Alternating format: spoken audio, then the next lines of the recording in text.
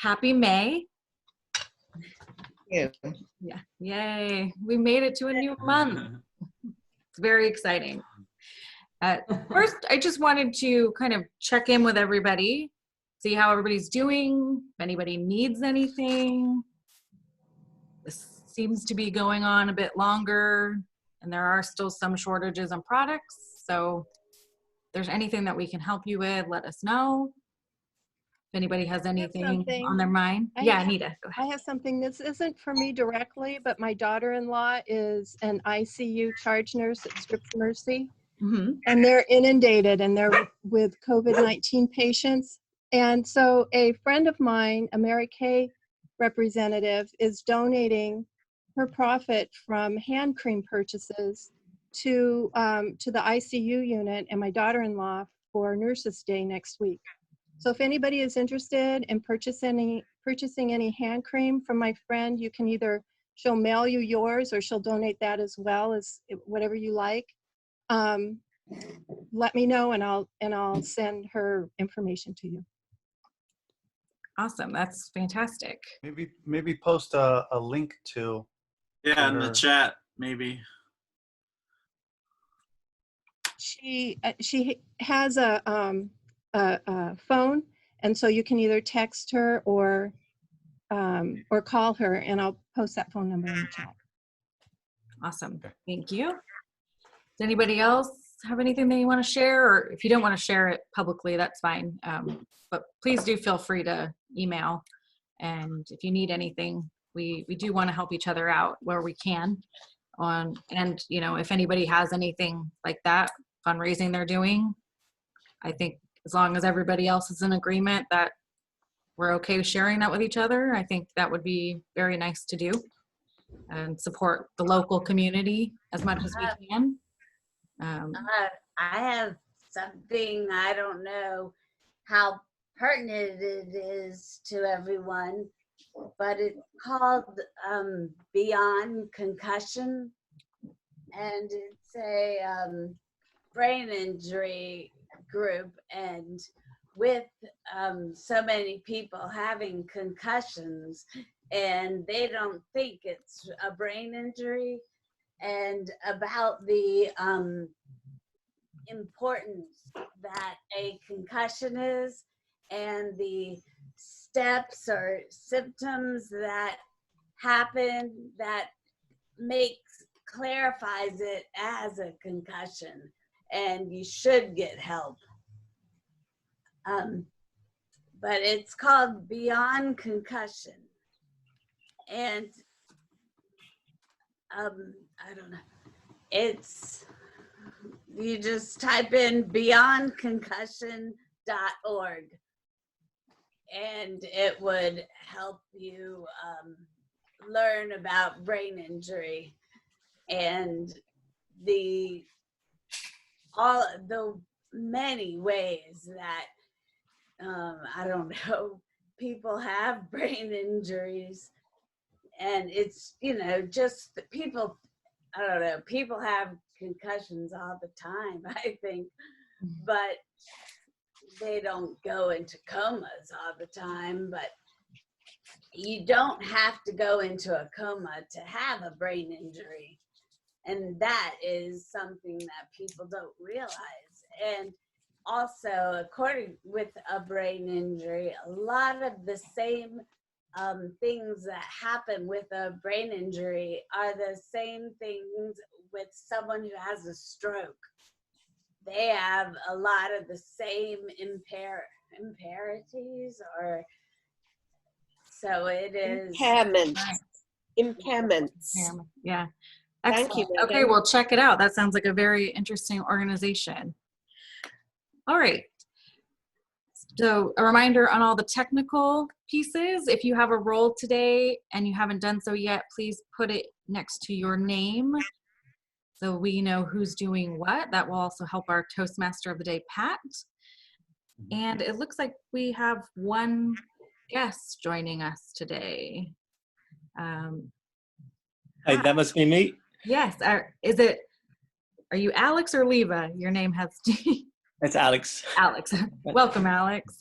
If you wouldn't mind introducing yourself and letting us know what brought you to our Toastmasters today. Yeah, I used to attend about 7 years ago and really enjoyed it. And I saw the meeting invite, so I just thought I'd drop in and just catch up a bit. So. Awesome. How long have you been in America? I just want to ask him as a fellow Brit. How long have you been here? Yeah, I've been here. We came in '91, so it's been many years now. Yeah, 30 years plus. Right? Yeah. Yeah. Welcome. Yes, welcome. Thanks. So this is our virtual Toastmasters, so it runs a little bit different. We try to keep as much of the same things as we can, but for instance, we do the sign language clapping, which is like this. And during most of the program, I'll have everybody on mute until we go to table topics, and then you take yourself off when it's time to answer. Okay. So that. And sorry, Deanna, I think you just said about how you put your role after your name to help everyone out. And is there a way to put it so it doesn't always come up with that role in your name? So you're just changing it for today. So if you go to the participants list, Devin. name you, it will just be just for today. All right. Yes. All right. So I think we're about ready to hand it over to Pat, who's our Toastmaster of the day, unless is there any other roles that you need assigned, Pat, before we begin? I think we have all the roles. Everybody? Angel's table topics, Jerry's joke master, and I'll counter. Anita's grammarian. Timer's Deanna. General evaluator is Megan. Watcher is Corey. And Lisa is chat monitor. All right.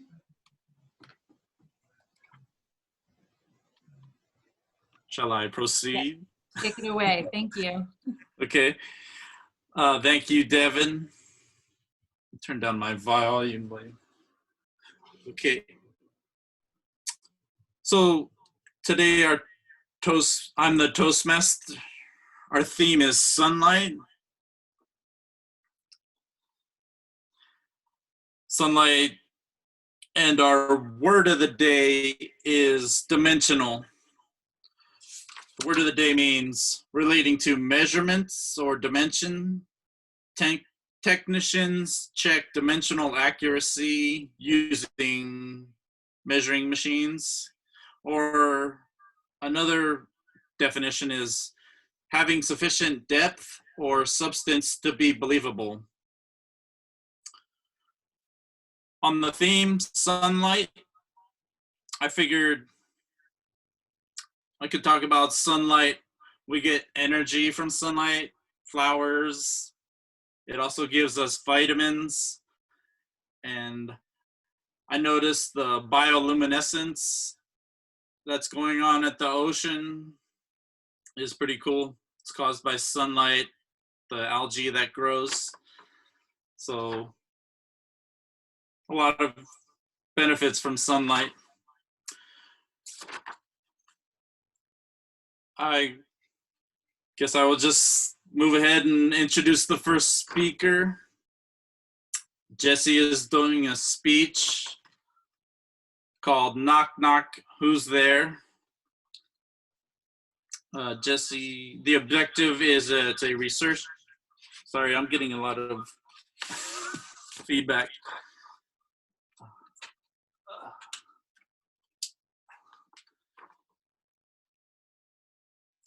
So the objective is a research speech. It will be 5 to 7 minutes. And her evaluator is it Devin, I believe?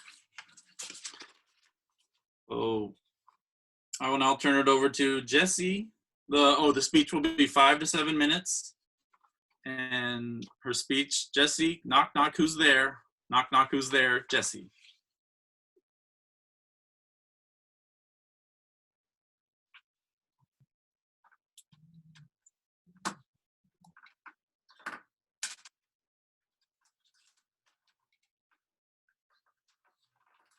Jesse, I think you're on mute. I can't hear you.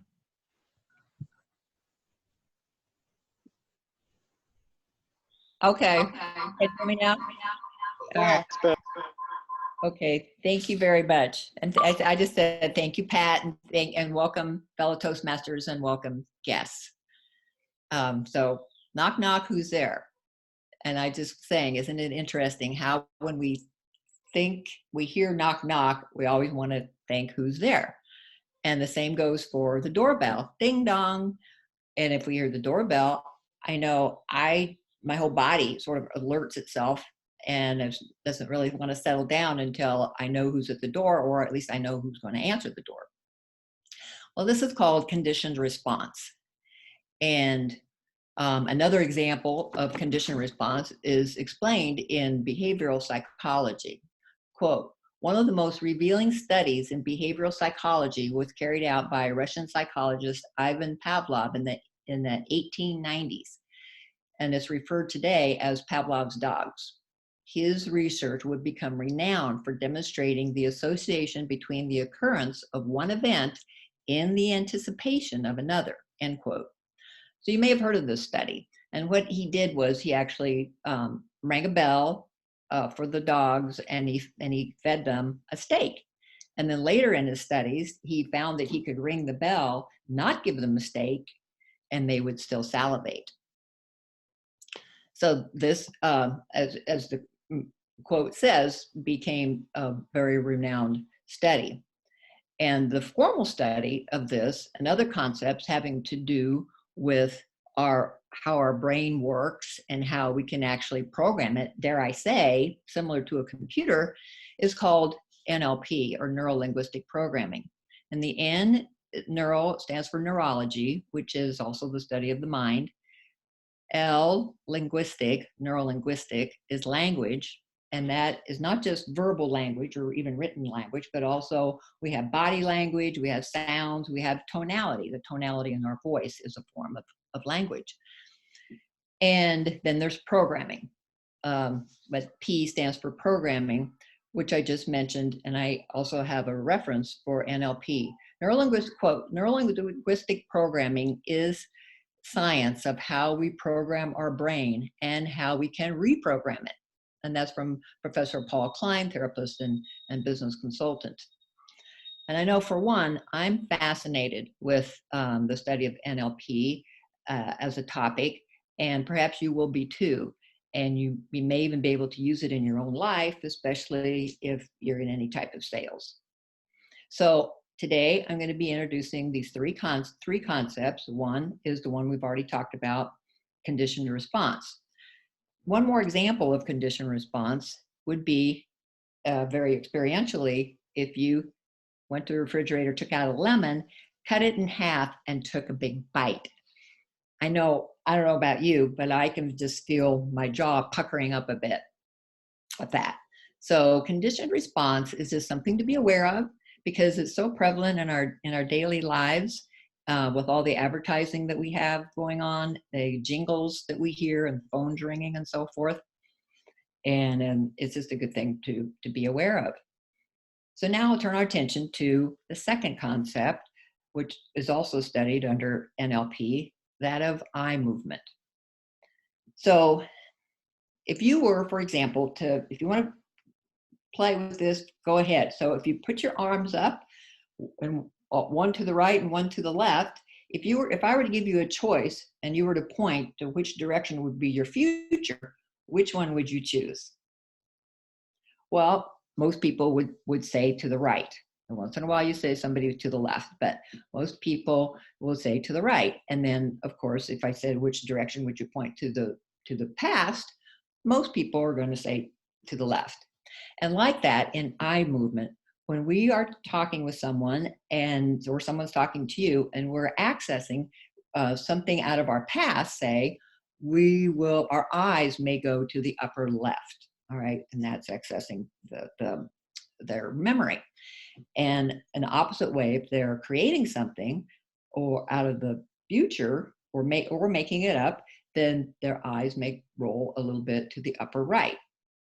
And that's called that's called verbal construct, and the left is called verbal recall. And eye movements can be, actually, you can also, eye movements can be used by some people to figure out if someone is telling the truth or not. It can just be a tip. I don't think it would hold up in a court of law or anything like that, but it definitely can be a little bit of a tip off. And so the third concept that I wanted to discuss that's studied and taught in neurolinguistic programming is rapport. And rapport has to do with, as you well know, the comfort level that somebody feels and also the level of trust that someone feels when they're with somebody or talking to somebody. And what I'm actually introducing is a subtopic of rapport, which is matching and mirroring. And it's just what it says. You actually match or mirror the body movements of the person you're talking to. And since this is a research speech, I'll bring in the term empirical study, because empirical, you may know, means experiential. So I was part of an experiential study in a class that I was in about 5 years ago. And we were a group of about 14 or 16 people. And the class got kind of broken up into two. Half the people went outside, half the people stayed in. We were given separate instructions. The other people came back in. We sat at two groups of two. And my instruction was to do this matching and mirroring. And I was afraid that she was going to say, oh, why are you copying me? Because every time she crossed her legs, I crossed my legs. If she uncrossed her legs, I did the same. If she put her hair behind her ears, so did I. But actually later, she didn't say that. She didn't say that at the time, and nobody did. And later, when we were talking, everybody was discussing this. Everybody was saying that they felt very comfortable talking in the conversation, and they hadn't noticed, and they felt like actually that they had made a good friend. So this may be something that you may be able to use in your own life. All right, so today we've discussed 3 concepts: conditional response, eye movement, and matching and mirroring. Hopefully you'll enjoy this. Thank you.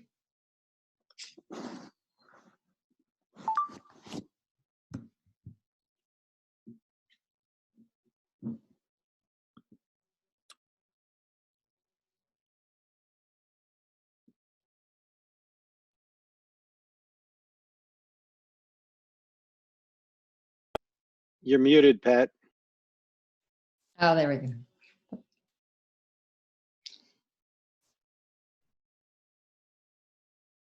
We still can't hear you. No, I think we can. Yeah, I can't hear Pat either. Yeah, I thought it was me, but. Thank you, Jesse. Can you hear me now? Yes, thank you. Okay. We'll now take a minute for Jesse's evaluation of her speech.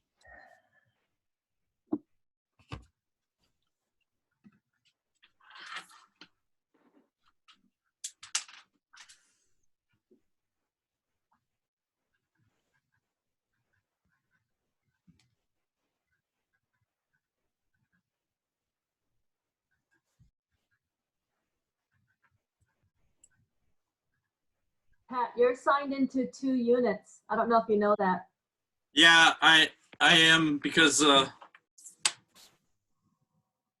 on my laptop it has a lot of lag.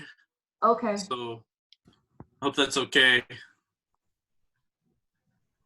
That's fine. You might want to turn the video on for both of them. I just figured that would be distracting, so I only Okay. need one. About 20 more seconds. So the one that has the audio, you might want to have it consistent so that your video and your audio are showing. Otherwise, we just see your name when you're talking. Okay.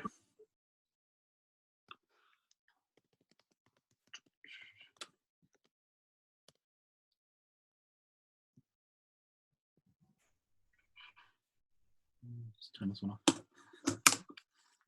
Okay, now I guess you'll just get 2 shots of me. That will be our next. We will now. Can I get a timers report? Oh, I guess I'll get that after the speech. Sorry. Thank you, Jesse. We will now introduce Stacy. Her speech is on titled Deaf Ears. Her objective is, it's from the Storytelling Manual, Moral of the Story, Project 3. And the objective is to understand that a story can be entertaining yet display moral values. The speech is 5 to 7 minutes. I'll introduce Stacy, Deaf Ears, Stacy. Thank you, Pat. I'm so happy to be on today. What I'm going to talk about today is the moral of the story.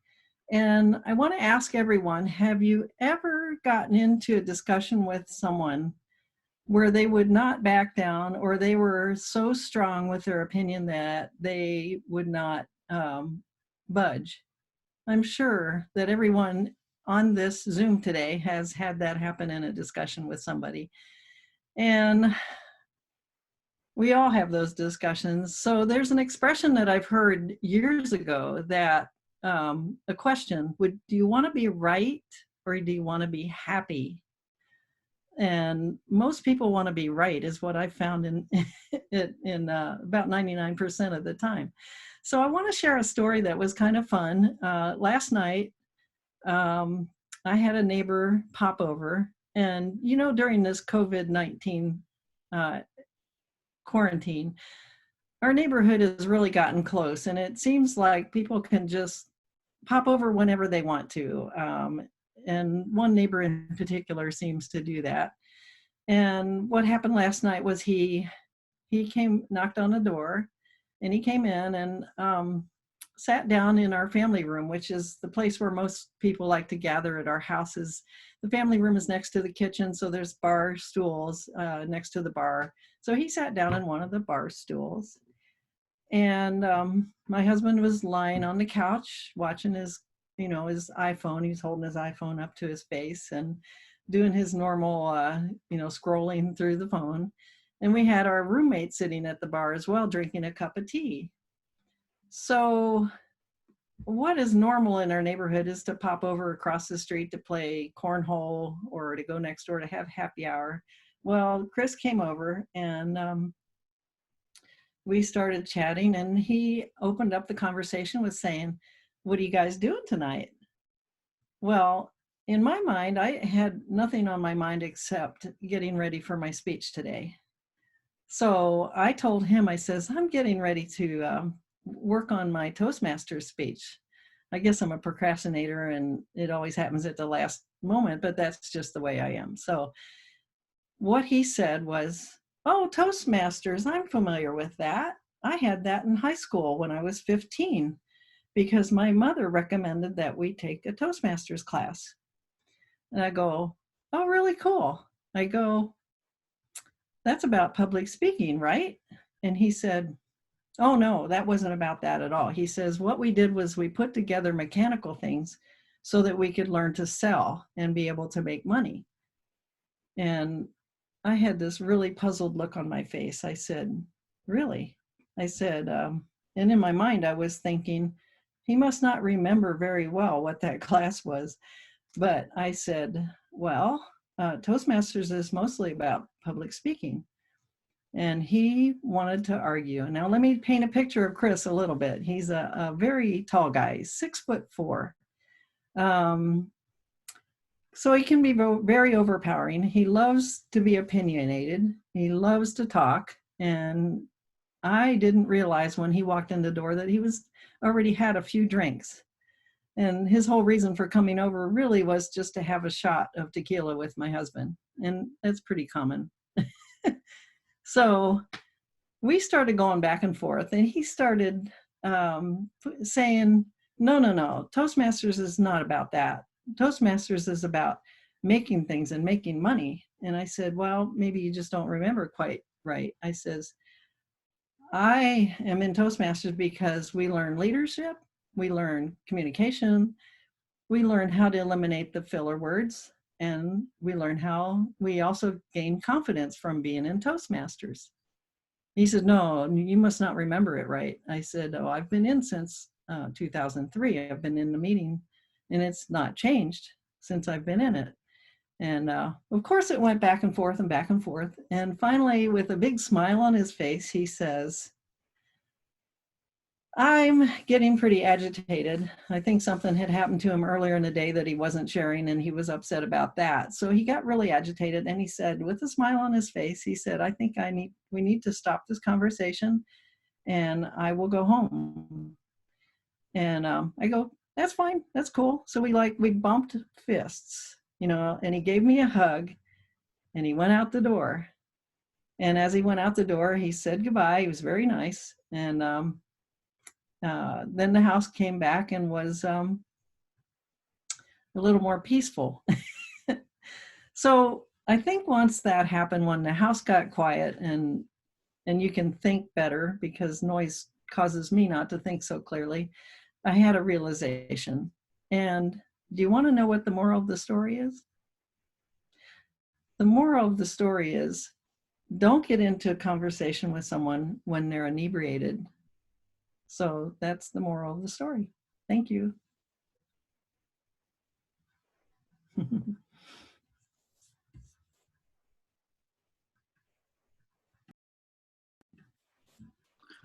Thank you, Stacy. We will now take 1 minute for evaluation for Stacy's speech.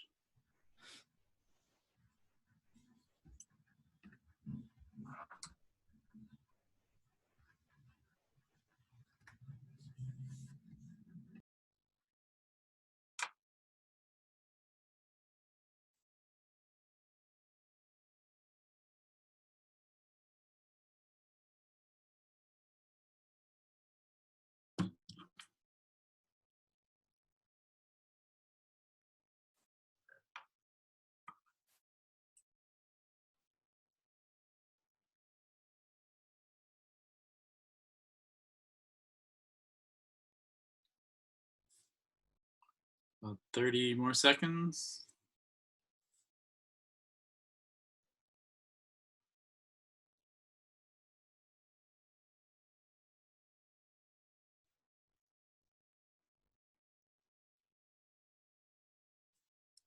About 10 seconds.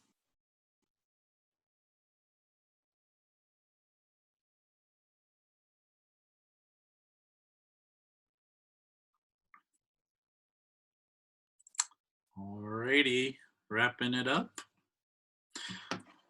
May I please have a timers report for both speeches Yes, Jesse qualified. from Deanna? Jesse qualified with 7 minutes and 15 seconds. And Stacy qualified with 5 minutes and 30 seconds.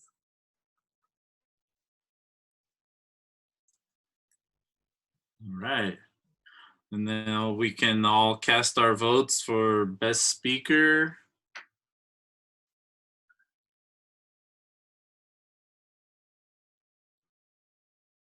I'm not sure who the ballot counter is that we will email it to. Not email it, but chat it. I mean, yeah. To Lisa. I'm chat monitor, and I should put ballot counter too. Lisa, chat. Okay, thanks, Lisa. Yeah, just put it in the chat. And now I will introduce our general evaluator, Megan. Welcome, Megan. If you can unmute yourself, Megan, please. Yeah. Okay. Don't I do the general evaluator after the table topics? Oh yeah, but you introduced the evaluators. It's Oh, sorry. And yes, and we'll have our first evaluator. I think that's Devin. yeah. Okay, and Devin, you are evaluating Thank you. Jesse. You're Je- evaluating Jesse, right? Yes, thank you. Uh-huh. Thanks. Jesse, wonderful job, really. This is your, so with the pathways, this would be your fourth speech. And I'm definitely seeing your growth and your improvement. The objective of this specific speech is to research a topic, deliver it in a well-organized manner. And I think you definitely hit that goal. But you also had some personal goals, which were to have fewer ums and filler words, smoother transitions, and to, in general, come across as less nervous. And I think you nailed that part. Definitely less ums than your last speech. And you came across calm, collected, even when there was a little technical issue at the beginning. You didn't let it phase you, and that's wonderful. That's something that's going to happen all the time on these Zoom meetings. So it's good to we got to keep our composure. I think what you did well in organizing it, you told us there were 3 points. You took us through them. A couple things for improvement. At the beginning, you did pull us in with a fun story and you got us involved with movement and all of that. But I do think it was missing a little bit of the why. Like, why did you pick this topic? What was interesting to you about it? You did have a little bit of how we can use it later on in the speech, but some of that might have been helpful at the beginning so we knew what the importance of this neuro-linguistic programming is. And the other thing is, and I think this was just a timing, the conclusion was a little bit rushed at the end. But other than that, I think it was a fantastic job, and we're so excited to see your progress. So thank you.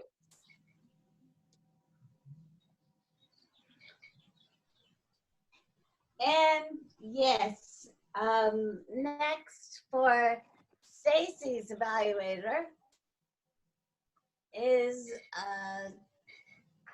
anyone? I don't see. Deanna. Deanna. All right, and now Deanna, please evaluate Stacy. Okay, thank you for that. I have a evaluation guide from Stacy, and I'll just go through the questions. One is, was the story presented simply and clearly?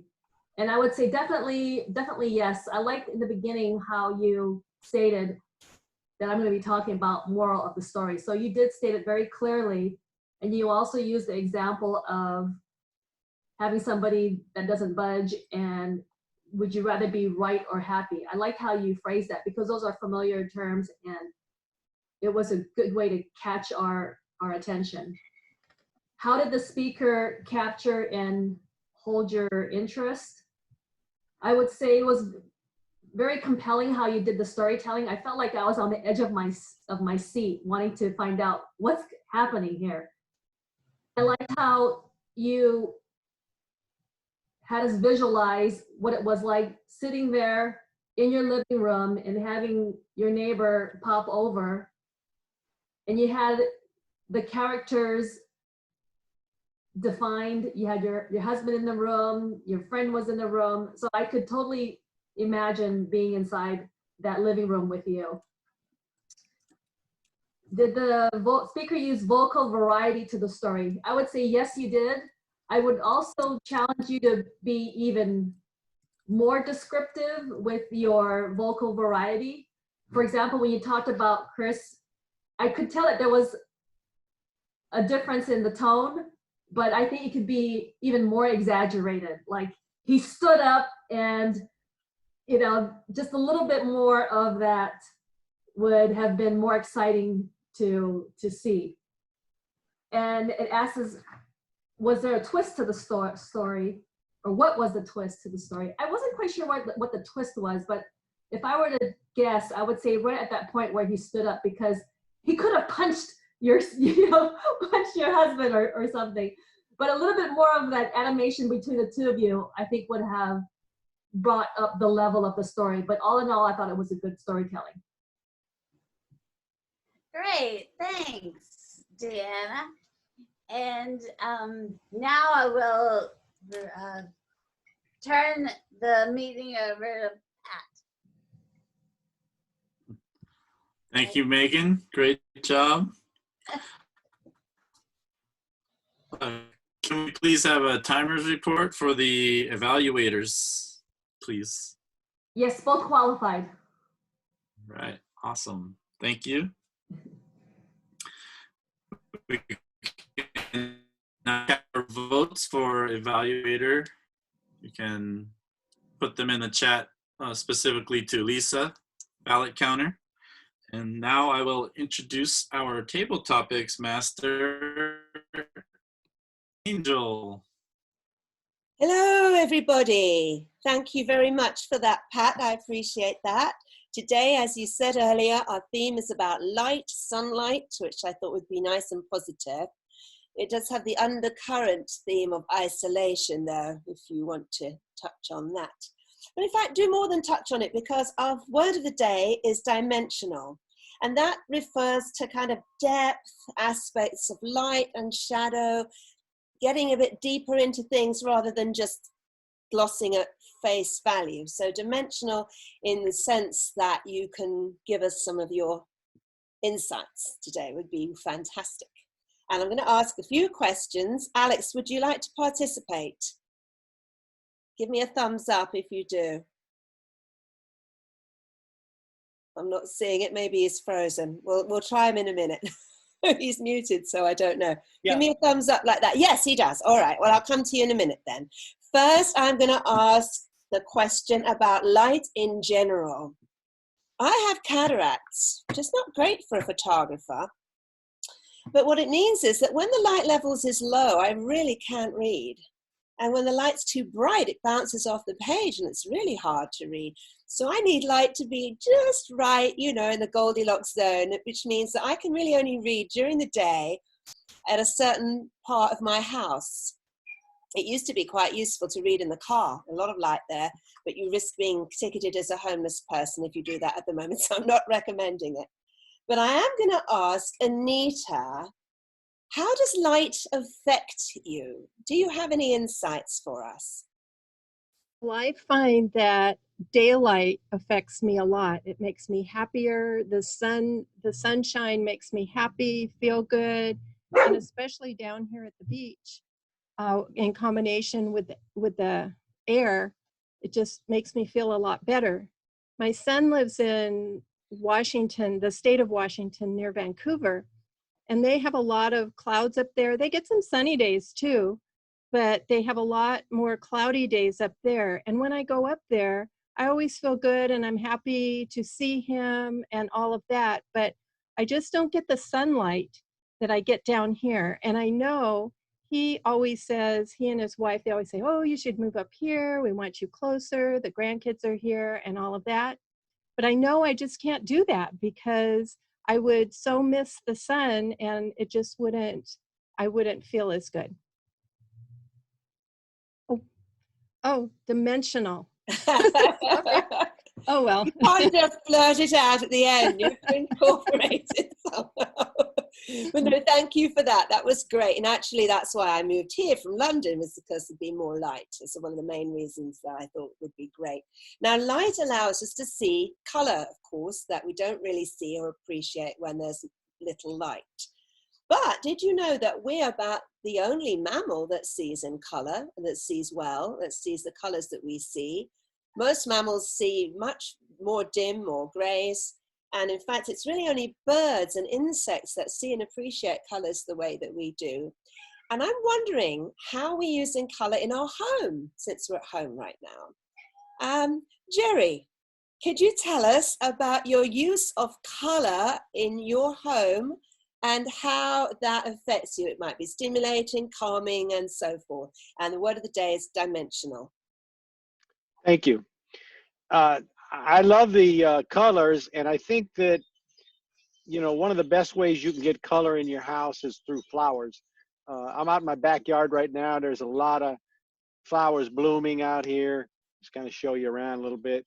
but it's a great thing. I walk around my neighborhood and the flowers are blooming, and the amount of color and the vibrancy of the color is amazing.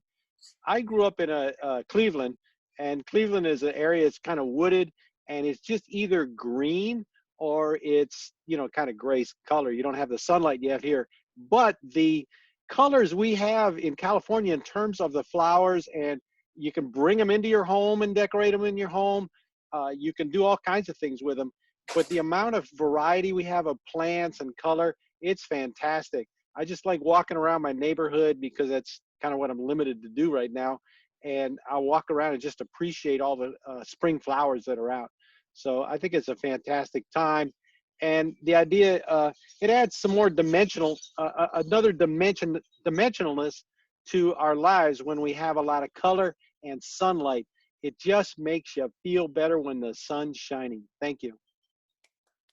Thank you, Jerry. It does indeed. I'm sure we'll agree with that, although it can get rather too hot sometimes for me. It's a lot hotter in my house than I planned when I emigrated here. But I'm going to ask the next question to somebody who has a lot of knowledge about reading and understanding of reading that I mentioned earlier, and that's our president, Ms. Devon, because Devon is in publishing. And Devon, I would love to know, what personally are you reading at the moment?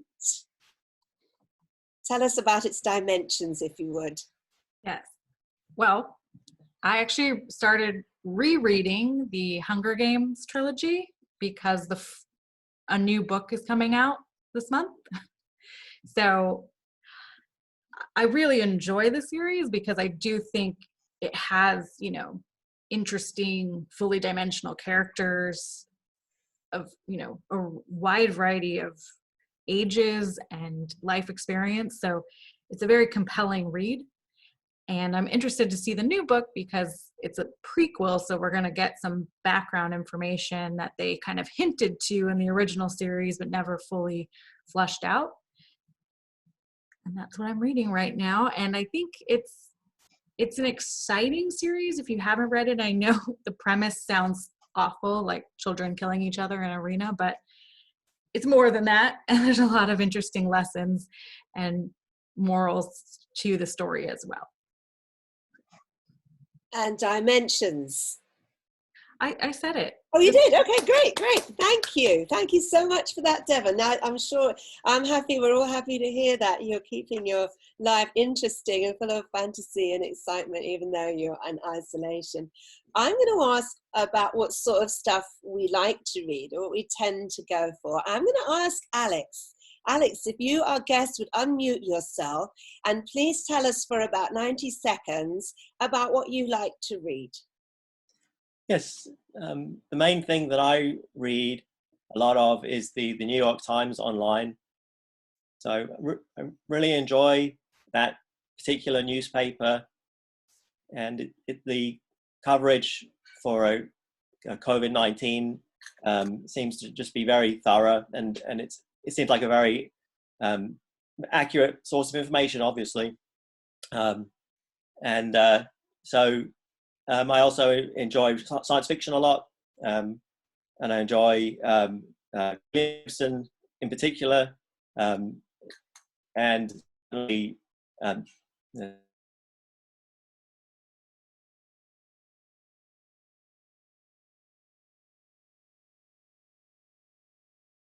Uh-oh, I think his Wi-Fi. I think we've lost him. It can happen if you have unstable internet or Wi-Fi. I guess it's a signal is frozen. Are you still there, Alex? Yes, can you hear me? We lost you right at the end. What was the last thing you said? Yes, I also like to read science fiction a lot. William Gibson is a great author, and he, as a science fiction author, would take you to a new dimension. Nicely done. Those are the things I like to read. Thank you so much. That's wonderful to hear, and I shall look up William Gibson. Sounds great. Thank you. Now let's see, when there is an aspect of light and shadow, when there is this dimensional visually, it's quite an interesting way to sculpt in photography somebody's face, or to create a feeling, an ambiance, a sort of non-verbal communication, if you will, in a picture that you have photograph.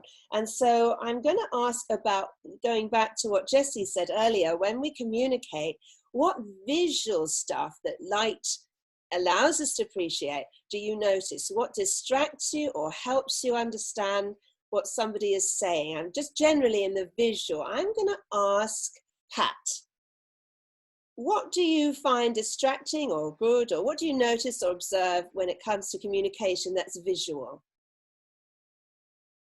that you can see? You have to unmute. That's a very interesting question. I was listening to your description of photography. I know a little about photography, how it's good to have the light kind of cross over the face, and how so you're not getting half the face. Those are the best pictures here. And use of light and dimension in videography and photography was very intriguing to me. As far as in daily life, I would say I'm not as aware of the visuals presentation of everything I see, but some days I am more aware of it, how the light will fall on a tree or a building, and it's very interesting to me. It is definitely distracting if it's super bright to me, and I can't.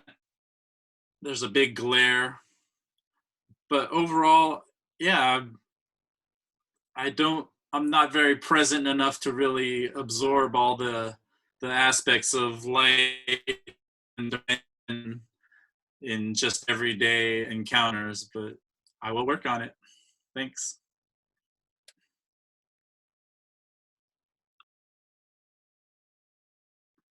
Sorry, my neighbors are so loud I had to mute myself. So yes, thank you, Pat. I agree. It's very interesting because communication is visual as well as oral, and it's to do with how you say what you say, not just how you say it. And so Murph, since you wrote a fabulous book and we don't get to see you, we don't get to hear you, we don't get to get your tone of voice or your expressions, all we have are the words on the page. Can you tell us a little bit about how you create and make yourself and put your voice onto a flat medium with no dimension unless you create it? Can you give us a few insights into how you made your book yourself? Thank you, Angel, for that question. I think one thing that my intention when I wrote the book is I really thought about, what do I like? What stories do I like? What captivates me? What makes me motivated? Because my intention for the book is I wanted to write an entertaining business book, because I think there's so many books out there that are do this type of books. So do this, do that, do this, do this. And it's overwhelming. And I don't really like people telling me what to do. So why don't you tell me what to do in a fun story, entertaining, make it humorous, and make it something that's interesting. Maybe I haven't thought about it for a little bit. The dimensional factor of making it entertaining and informational, I think, is very important. So that was my creative outlook of the book, is what would I like? What do I enjoy? And then I just shared that with, I think I said dimensional. And that's how I wrote the book. And I think the best books are the books that have some type of story, that have some type of emotion, that have some type of feeling, that has some type of vulnerability. And that's the best speeches too. If you really want to connect, you have to bring some of that emotion to the pages or to the audience. Thank you. Thank you so much, Murph. Okay, I think I probably only have time for one more, right, Pat? I'll ask quickly. I was discussing your book this morning, by the way, Murph, with my roommates, and I can't quite reach it at the moment, but his book is called The Aloha Money Machine. So if you're interested, Thank you, Angel. check it out. And I want to ask one more question. I'm really torn between asking Megan or Lisa, but my question concerns body language. My friend here is useless at talking to my dog. He doesn't know or use body language or tone of voice. When he says, come, let's go potty, it sounds like, sit there and don't you dare move. It's very difficult for a dog. You have to use your body language. Who would like to address the issue of how you make your body speak? Because dogs don't speak English. Lisa or Megan? Who wants to take that question? Go ahead, Megan. Would you like to try it? Megan, you have a dog. How do you communicate with your body to little Rudy?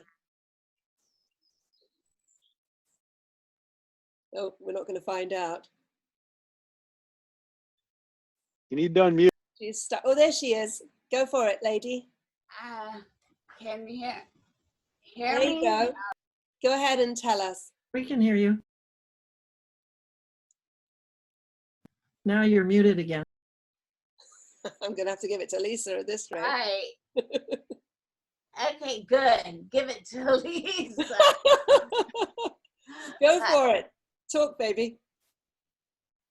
Lisa, right? No, you tell us. How do you use your body to communicate? Well, boy, this is a hard question. You're trying to communicate to someone who doesn't speak English, or much less doesn't know anything about talking or so I think that dogs mainly, I mean, they recognize their names, but I think dogs mainly operate or move according to your body language. I think your body language, they are your words to an animal, or it also helps if you're in a foreign country and they speak a different language. It's helpful to use body language when you're saying, like, get me that up there, or if you're happy, and you know, if you use your body language, that helps you speak to someone of a different language. But you're lucky, Angel, you have English. I certainly do. Thank you very much. I pass the meeting back to our lovely Toastmaster, Pat. Are you there, Pat?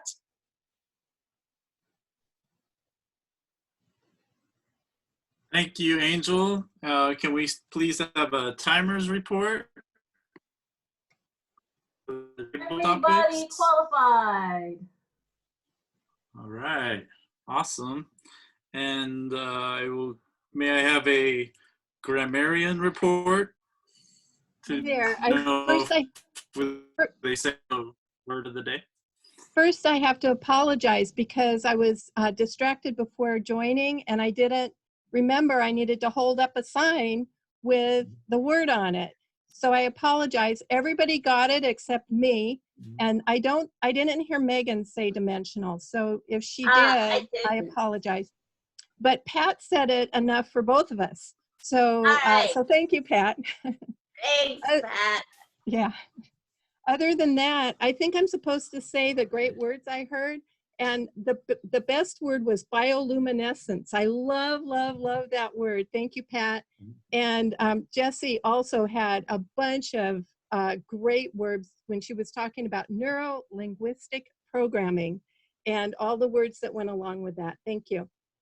The best, though, was Jerry. It wasn't a great word. It was just a thought. Just makes you feel better when the sun is shining. I agree. Thank you.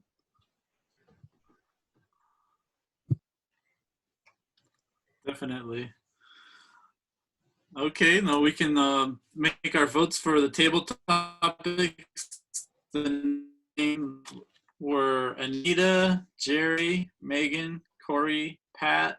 I believe that's all the ones that said the word. Okay. And you can email or put those in the chat for Lisa.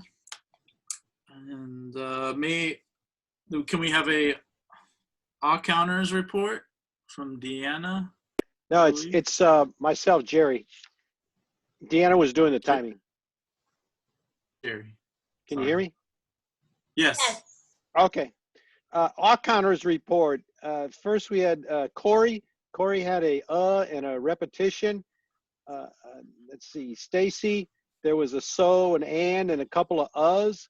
Alex had a couple of ums.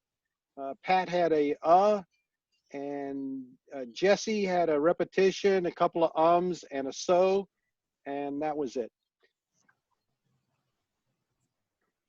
All right, awesome. Thank you, Jerry. I will now introduce our general evaluator, Megan. Okay. I Thank you, Megan, for we're ready. Can you hear me? Can you hear me? Yes, we can. Yes. Yes. All right. Well, I thought that it was a great meeting, especially our virtual meeting. I think it's great that Deanna wore a lei for our 1st of May. It's a good reminder about that, and to do a lei for also for Corey, since he's Hawaiian, or he lived in Hawaii. And all right, Jesse, I liked your speech on conditional response, the neuro-linguistic program. Oh yeah, I messed up. Well, I thought for whoever did the word of the day, dimensional, it's great that you gave the definition, but it would, and this is more than what people do for the word of the day, but it's just an idea that it's also good after you give the definition if you could put it in a sentence so you can really see how it's used. And Stacy, it was very interesting. And Jesse, you were so well organized. You had the 3 topics and you described them and defined them, and they were just great. And it's a great way we can get new friends and we can find out if they're lying. And Stacy, it was great because that is something that we can all relate to, because everyone here knows what Toastmasters is. And so we know if someone has a different definition of Toastmasters and they are so headstrong on their definition, we can all relate to it. Devin, I'd like you to repeat the name of the book that you're reading.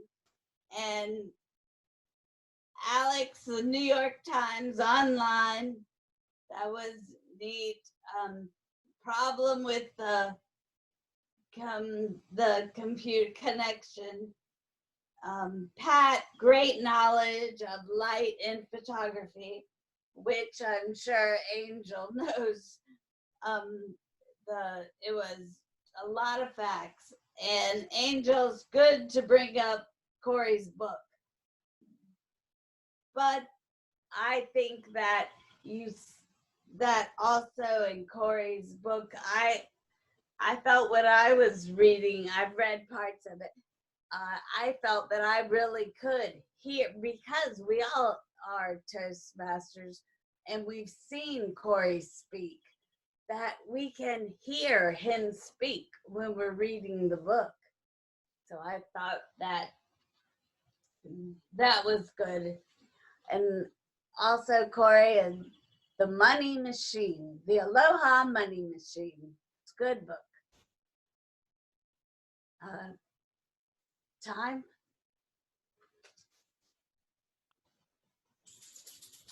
Hey, thank you, Megan. All right. Awesome job. Now I'll announce the winners. Can I get a drum roll, please? For table topics, Jerry. And Yay. for evaluator, Deanna. Yay. And for best speaker, Stacy. Although I will say it was very close call. And thank you all for coming. I enjoyed leading the meeting. The sunlight was a great theme. I think Toastmasters brings a lot of sunshine to our day. And thanks for letting me lead the meeting. Don't forget the watcher. Can I do the joke, Master? Our president, Devin. Yes. Oh, Are you yeah. Jerry, are you the joke master? I'm the joke master. I want to tell my joke. Oh, yeah. Yeah, Let's sure. hear it. Go ahead. Okay. Sorry, I knew I missed that. I thought I would just let it go. But All right. President Trump and Mike Pence are eating out one day. The president says to the waitress, "I'd like a quickie." The waitress is horrified and yells, "I'm sorry I ever voted for you," and storms off. Pence leans over and whispers, "It's pronounced quiche." Oh, yes. Oh, yeah. Good one. Woo! oh, I missed what Pence said, but Oh, Sure it's was- pronounced quiche. oh, Should I give the watcher evaluation? Who's the watcher? Should I give the watcher evaluation? Yes, please, Corey. okay. Thank you, Jerry. Okay. As a watcher, I really like this. I really like this job because I was paying attention to not just the speakers, but I was paying attention to everybody that was watching the speakers. I think with Toastmasters, our job at Toastmasters and what our goal should be is to have a higher level of etiquette, maybe online as speakers and professionals. And so I just want you to think of that the next time we do the meeting, because you really have an opportunity to make a connection with people on the way that you're acting when people are speaking. So I think that there's definitely a way to connect with people, and how you connect with people is that you smile. I want to give a shout out to Jerry and Devin, because they did an excellent job of smiling the whole time. And so I would suggest that when you're watching, just do a little smile, just remember, maybe put on your camera like a smiley face. So you could, every time you look at the camera, you could remember, oh yeah, I got to smile, because smiling is just, it's a way to connect, which is really good. Deanna, I really love your outfit, and for a lot of people, it's just gloom and misery and just depression. And so thank you for bringing some joy with your outfit and the way that you look and your smile as well. Thank you. Also too, I really like Angel on how she adapted with the changes. Alex got frozen a couple times in his speech, and Angel just kind of, went with it. Said, "Oh, well, we lost you there, but you want to try it again, the last part?" I think that's really, really a good thing to do. It's the online etiquette, so which I think is really important. Can you hear me? Yeah. Yes, Okay, thank all you right. very much. Good to know. One thing for suggestions, I would just say, with everyone that's speaking, bring up just a little bit more enthusiasm. I think on camera, you just got to be a little bit more enthusiasm. When you're in front of people doing a speech, you just got to bring a little bit more enthusiasm. So I just want you to remember that. Pay attention to the way you look on camera when someone else is talking, because they might be looking at you. And if you're turned away, that's just it's not a good impression. And then the second thing is just bring some enthusiasm.